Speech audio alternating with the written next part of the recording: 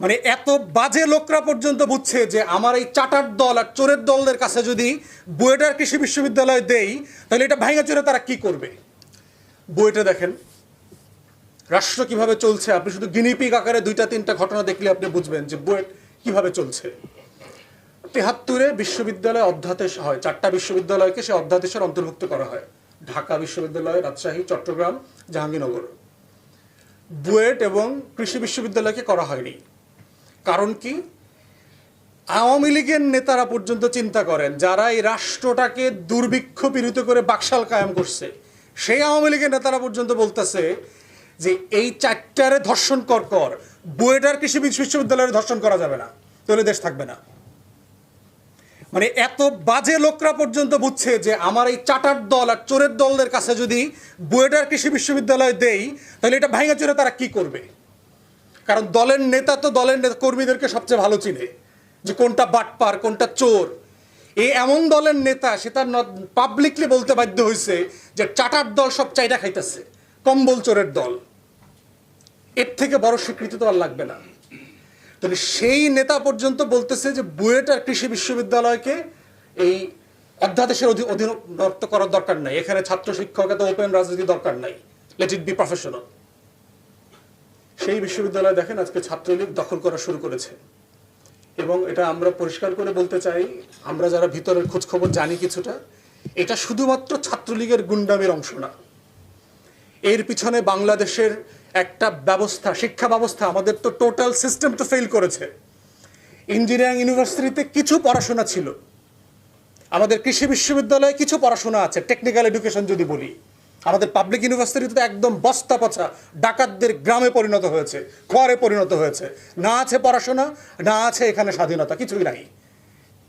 এই দুইটা প্রতিষ্ঠানকে তারা ধ্বংস করে দেবে। এখন ধ্বংস করে দিলে বেনিফিটটা কি হবে দেখেন। অলরেডি আমাদের ইঞ্জিনিয়ার কিন্তু প্রচুর ইম্পোর্ট করতে হয়। আপনারা যারা টেকনিক্যাল খোঁজখবর রাখেন, আমাদের অলমোস্ট সব প্রজেক্টে চায়না থেকে, ফিলিপিন থেকে, থাইল্যান্ড থেকে, আমরা যেহেতু লয়ার, প্রচুর বিদেশি ইঞ্জিনিয়ারদের এখানে ওয়ার্ক পারমিটের অ্যাপ্লিকেশন আমাদেরকে ডিল করতে হয়। আমরা দেখেছি বিডা এগুলো ডিল করতেছে, হাজার হাজার ইঞ্জিনিয়ার এখানে কাজ করতেছে, হাজার হাজার।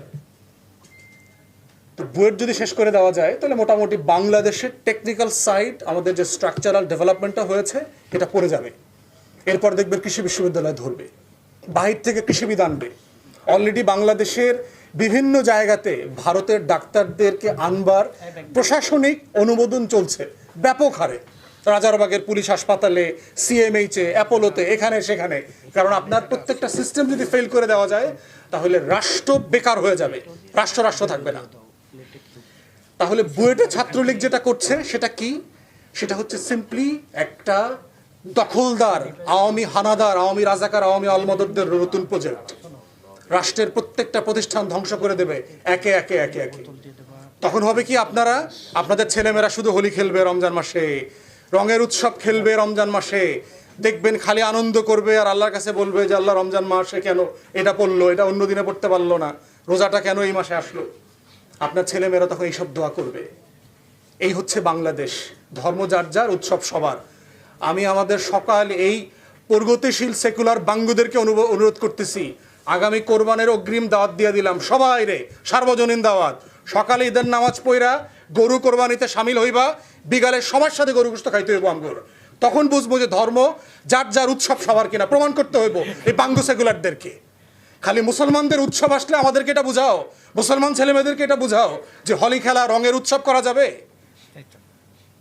সবাইরে যদি সার্বজনীন হয় সবাইরে বুঝাও, দেখি আসো কিনা। আশুরার রাতে আমাদের সাথে শোক মিছিল করো, আমাদের আশুরার সময় রোজা রাখো, 2 দিন 3 দিন করে রোজা রাখো, আমাদের উৎসবে সামিল হও, শবে বরাতের ইবাদতে সামিল হও।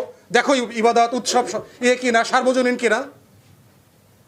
সেটা তো সার্বজনীন হইতেছে না। খালি হিন্দুর উৎসবে অংশগ্রহণ করে মুসলমানের বাচ্চাদেরকে প্রমাণ করতে হবে তারা অসাম্প্রদায়িক, তারা সার্বজনীন।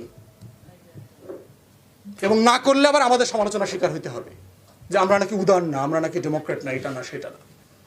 তাহলে আওয়ামী লীগ বাংলাদেশের একটা অভিশপ্ত রাজনৈতিক দল। এর আগে আমি এটা বলেছি, পলাশীর দিবসে এই দলের জন্ম হয়েছে। আওয়ামী লীগের পরতে পরতে হচ্ছে অভিশপ্ততা লেগে আছে। যারা আওয়ামী লীগের ইতিহাস জানেন, পড়বেন দয়া করে। আওয়ামী লীগ একটা অভিশপ্ত রাজনৈতিক দল, সে যেখানে হাত দেয় ঘুণ পোকার মতো সেই দালানের কাঠ খোর পর্যন্ত ভেঙে যাবে। সে কলেজ বিশ্ববিদ্যালয় যেটাতে হাত দেবে সেটা ভেঙে যাবে। সে যে প্রতিষ্ঠানে হাত দেবে সেই প্রতিষ্ঠানের সার্ভিস কলাপস করবে। সে যে খাদ্যশস্যে হাত দেবে সেই খাদ্যশস্য পর্যন্ত দেখবেন ওই বছর ড্রপ করবে, ফলন ভালো হবে না। সে যেখানে হাত দেবে সেখানে ঘুণ পোকার মতো সেটা খেয়ে ফেলবে। তাই দেশ বাঁচাও মানুষ বাঁচাও আন্দোলনকে আজকে ধন্যবাদ দিচ্ছি। এটা শহীদ প্রেসিডেন্টের স্লোগান, এইটা চেয়ারপারসনের স্লোগান, এইটা 20 কোটি মানুষের স্বাধীনতাকামী মানুষের স্লোগান। অতএব এটাই হচ্ছে স্বাধীনতার স্লোগান এবং এটা 20 কোটি মানুষের স্লোগান হইতে হবে। দলের কাছে কোনো রাষ্ট্রের কাছে এখন জিম্মি হওয়ার ব্যাপার নাই। 20 কোটি মানুষের স্বাধীনতার লড়াই, অপশন খুবই পরিষ্কার। আপনি কৃতদাস থাকবেন